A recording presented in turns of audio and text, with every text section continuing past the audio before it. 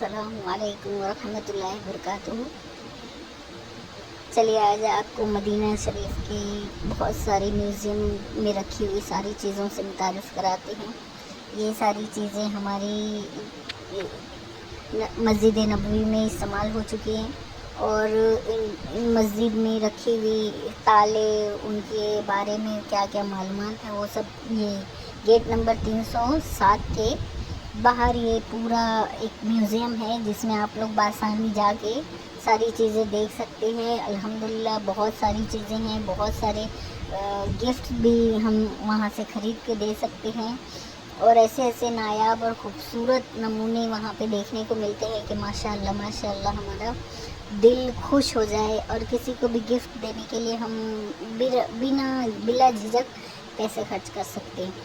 हाँ, तो फिर हम अंदर की तरफ आए तो यहाँ पर एक शेख साहब मौजूद थे। उन्होंने हमको पूरा रकबा कितना है, किसने बनवाया, कितना तोसी किया, कितना बढ़ाया, कितना मतलब उसमें लाइटें लगी हैं, कितना उसमें ज़रूरत का एक्सटेंशन हुआ है, कितनी सारी चीज़ें और कौन से सन में कहाँ कहाँ क्या किया गया है काम, वो सब के बारे में मौलाना ने बहुत खूबसूरती से समझाया। मेरे ख़्याल में आप सबको वहाँ जाकर ये पूरा देखना चाहिए, पूरा अपने मदीना शरीफ की हिस्ट्री जानना चाहिए। आप सबको बहुत ज़रूरी है, मतलब आ गए हैं तो ज़रूरी है आप देख के ही आ जाइए। ये हमारे शेख साहब हैं और इन्होंने पूरा एक्सप्लेन किया है और माशाल्लाह हमको इतनी अच्छी तरह से समझाया।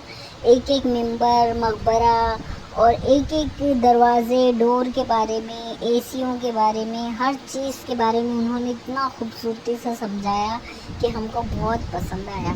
और 15 रियाल है और इसका टिकट मिलती बाकायदा। आप लोग को सुबह से शायद है उसका टाइम 2 बजे तक है। आप लोग जाके आसानी से देख सकते हैं। जो लोग हज उम्रा पर आते हैं उन सबको जाना चाहिए।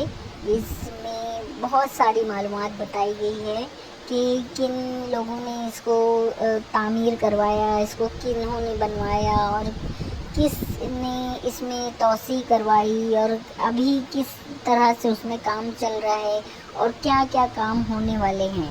सऊदी हुकूमत आई तो किंग अब्दुल अजीज़ रहमतुल्लाह अलैह ने सन 1950 ईस्वी में इसकी शुरुआत की। उनके बेटे किंग सऊद रहमतुल्लाह अलैह ने 1955 ईस्वी में इसको मुकम्मल किया। ये उस ज़माने में तकरीबन 6000 स्क्वायर मीटर पर शामिल था। ज़माना आगे बढ़ा, किंग फैसल रहमतुल्लाह अलैह का ज़माना आया तो उन्होंने सन 1973 ईस्वी में एक बड़ा सा सहन तैयार करवाया। वो बड़ा सा सहन उस ज़माने में तकरीबन 40,550 स्क्वायर मीटर पर शामिल था। इसी तरह उसी के सामने आप देखेंगे कि एक निशान ज़दा जगह दिखाई गई है। वो निशान ज़दा जगह दरअसल किंग खालिद रहमतुल्लाह अलैह ने अपने ज़माने में पार्किंग के लिए ख़ास किया था। वो उस ज़माने में तकरीबन 43,000 स्क्वायर मीटर पर शामिल था। अब याद करें कि नबी अलैहिस्सलाम के ज़माने में जो पहली मस्जिद नबी तामीर की गई थी उसका कुल रकबा था 1050 स्क्वायर मीटर। ये सिलसिला बढ़ते बढ़ाते किंग खालिद रहमतुल्लाह अलैह तक पहुंचा तो मस्जिद नबी के लिए तकरीबन 1 लाख स्क्वायर मीटर से ज़्यादा काम हो चुका था। मस्जिद नबी के तारीख में अब तक का जो सबसे बड़ा काम हुआ है उसे आप वहाँ देखेंगे। में सल्तनत उस्मानिया के सुल्तान आए महमूद सानी, उन्होंने 1233 हिजरी में इसे नीला कलर या ब्लू कलर में तब्दील कर दिया। सन 1233 हिजरी से लेकर 1253 हिजरी तकरीबन 20 सालों तक गुंबद का रंग नीला ही रहा, ब्लू ही रहा। फिर 1253 हिजरी में महमूद सानी ने अपने आखिरी ज़माने में इसे ग्रीन कलर या हरा रंग में तब्दील कर दिया, जो आज तक ये सिलसिला जारी है।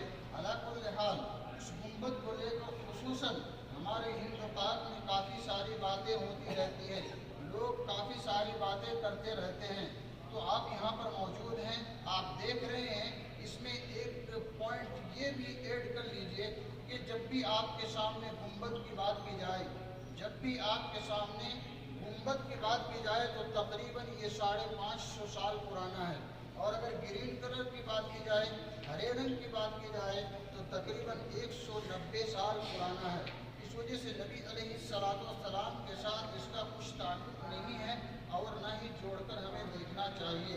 उस ज़माने में जो इसका कुल रकबा था तकरीबन 9000 स्क्वायर मीटर के लिए शामिल था। ज़माना आगे बढ़ा, सल्तनत उस्मानिया का ज़माना आया तो सल्तनत उस्मानिया के सुल्तान पर शामिल था। ये सल्तनत उस्मानिया का आखिरी काम था जिसका एक हिस्सा आज भी बाकी है। इसके बाद जब सऊदी हुकूमत आई तो उनका क्या क्या काम था उसे आप आगे के नमूने से देखेंगे। देख रहे हैं इस नमूने के दो हिस्से हैं। पहला हिस्सा अभी हमने अर्ज किया कि ये सल्तनत उस्मानिया के मीटर है, कितना 72 मीटर। मीनार पाकिस्तान इसकी ऊंचाई 70 या 59 मीटर। जबकि मस्जिद नबी के तीनों साइड जो 6 मीनार आप देख रहे हैं, इन 6 मीनारों में से हर एक मीनार की ऊंचाई 105 मीटर है। इसी तरह 27 की तादाद में ये बड़े गुंबद हैं। 27 की तादाद में जो गुंबद देख रहे हैं, 27 की तादाद में इनमें से हर एक का वजन 80 टन है। इन्हें रिमोट या इलेक्ट्रॉनिक के जरिए से आगे पीछे किया जा सकता है। देखें कि नहीं? देखें ना? जी जी। इसी तरह मस्जिद नबी के चारों साइड दरवाजों की तादाद 85 है। अंदर आप दाखिल होंगे मस्जिद नबी के अंदर तो देखेंगे सुतूनों का पीलर से का एक लंबा सिलसिला है। पीलर से की कुल तादाद 6000 है। लाइट से लगाई गई हैं, लाइट से की कुल तादाद 27000 से जायद है। बाहर जो छतरियाँ देख रहे हैं, छतरियों की कुल तादाद 250 है। अब आप बताएं कि एक छतरी के नीचे कितने लोग नमाज अदा कर सकते हैं?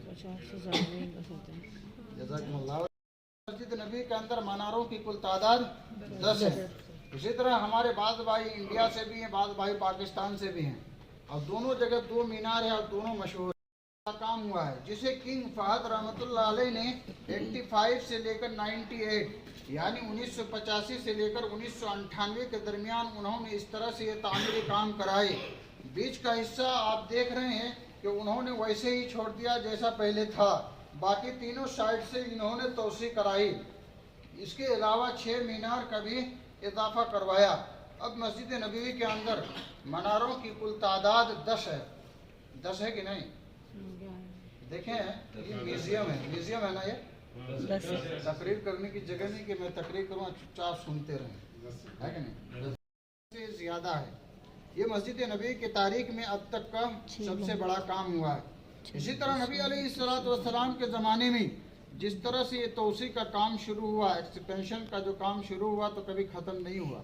मौजूदा जो हुकूमत है, सऊदी हुकूमत, उनकी एक प्लानिंग है कि नॉर्थ साइड शिमालिया जानिब जो होटल्स आप देख रहे हैं, तैयबा हो या अनवारुल मदीना हो या दारुल ईमान, जितने भी होटल्स हैं रोड तक, उन तमाम होटल्स को तोड़ दिया जाएगा और उन्हें भी मस्जिद के इहाते में ले लिया जाएगा। कहा जाता है कि उस ज़माने में तकरीबन 20 से 25 लाख मुसल्लियान एक साथ मस्जिद नबी में नमाज पढ़ सकते हैं। ये बहुत ही अजीम मनसूबा है। दुआ करें कि रब्बुल आलमीन इस मनसूबा को जल्द अज जल्द पाया तकमील तक पहुँचाए। आगे चलेंगे हम मिंबर और मेहराब, लेकिन पिलर से के नीचे से। लेकिन अगर सवाल किया जाए कि हम अपने घरों में एक एसी लगाते हैं तो उसकी सप्लाई जहाँ से होती है आवाज़ें कितनी आती है?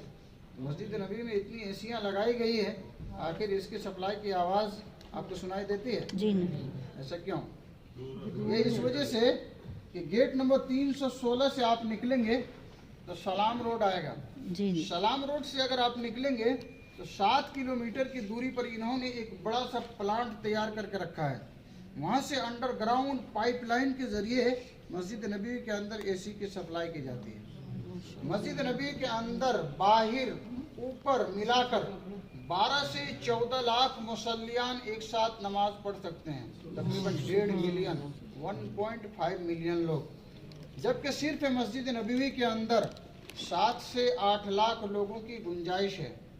मस्जिद नबवी का कुल रकबा मीटर। इसी तरह हम्मामात का एक लंबा सिलसिला है। हम्मामात की कुल तादाद, टॉयलेट्स की कुल तादाद 10,000 है। साथ में वضو खाने लगाए गए हैं जिनकी तादाद 3000 है। नीचे आप गए होंगे, आपने देखा होगा कि पार्किंग के लिए इन्होंने शानदार एरिया तैयार करके रखा है, जहां बैक वक्त यानी एक साथ 4,500 गाड़ियां रखी जा सकती है। ये दुनिया की सबसे बड़ी पार्किंग की जगह भी है। इसी तरह मस्जिद नबी के अंदर आप दाखिल होंगे तो आप एहसास करेंगे कि एसियां हमेशा चलती रहती है। देखें कि नहीं, एसियां हमेशा चलती रहती है। अब सवाल किया जाए कि एसी की हवा कहाँ से आती है।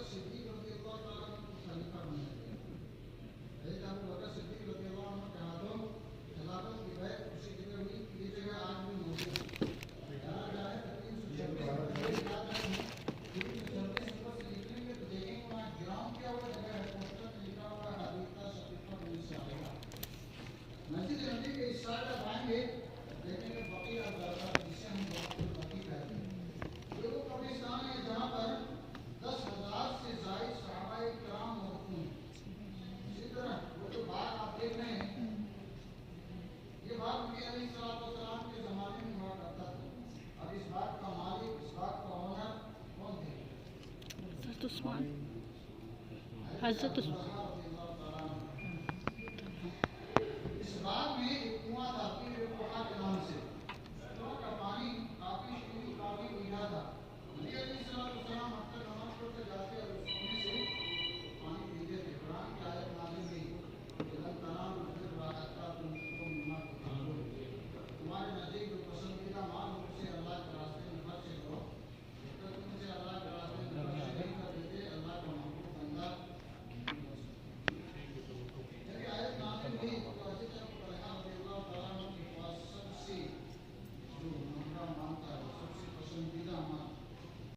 निशानी क्या है, कैसे हम पहचानेंगे कि यह हकीकी रियादुल जन्नह है।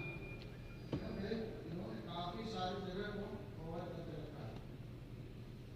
गौर करें कि हकीकी रियादुल जन्नह अगर जाना चाहें, हकीकी रियादुल जन्नह अगर जाना चाहें तो रोजा का जो ग्रीन जाली है, उस ग्रीन जाली से लेकर इस तरह का जो मिंबर है, दरमियान में चौड़ाई में 20 मीटर, लंबाई में 15 मीटर की जगह, यानी इमाम साहब जहाँ खड़े होते हैं वहां से पीछे तकरीबन 5 सफ़े बन सकती हैं। ये वो जगह है जिसके बारे में नबी अलैहिस्सलाम ने फरमाया कि मा बैन बैती व मिंबरी रौज़तुम मिन रियादिल जन्नह, मेरे घर और मेरे मिंबर के दरमियान एक ऐसी जगह है जो जन्नत की क्यारियों में से एक क्यारी है, ये जन्नत के टुकड़ों में से टुकड़ा है, ये जन्नत के बागात में से बाग। बहुत प्यारी जगह है। बाद उलमा लिखते हैं कि दुआ के कबूलियत के मकामात में से एक मकाम ये भी है। इसी तरह ये इलाका जो आप देख रहे हैं, 100 या 150 साल पुराना मदीना इसी तरह हुआ करता था। 100 या 150 साल पहले मदीने के लोगों के घर घरानी, उनका रहना, सहना, उठना, बैठना इसी इलाके में हुआ करता था। मस्जिद नबी के गेट नंबर 310 से आप अभी निकलेंगे, देखेंगे मस्जिद बनाना। मस्जिद बनाना की तारीख में नबी अलैहिस्सलाम के ज़माने में यहाँ ईदैन की नमाज़ें पढ़ी जाती थी। इसी तरह बाद दफ़ा आपने इस्तिस्का यानी बारिश तलब करने की नमाज भी अदा की। इसी तरह आपने सीरत की किताबों में पढ़ा होगा कि हबशा के बादशाह नजाशी का जब इंतकाल हुआ तो उनकी गायबाना नमाज जनाजा आप सलाम पेश करने के लिए गए होंगे। आपने देखा होगा कि दाएं जानिब राइट साइड एक मेहराब है। जी जी देखा। वो मेहराब एक उस्मानी है। मेहराब एक उस्मानी है। हज़रत उस्मान रज़ियल्लाहु तआला अन्हु अपने खिलाफत के अय्याम में उसी जगह खड़े होकर इमामत कराया करते थे। गुंबद खज़रा के साइड में आपने देखा होगा एक सिल्वर कलर का बड़ा सा गुंबद है। जी सिल्वर कलर का वो बड़ा सा गुंबद उसी मेहराब एक उस्मानी के ऊपर है, जिसे कहते हैं गुंबदुल मेहराब यानी मेहराबों वाला गुंबद। रियादुल जन्नह बेरों में आपने देखा होगा वहाँ एक मेहराब है।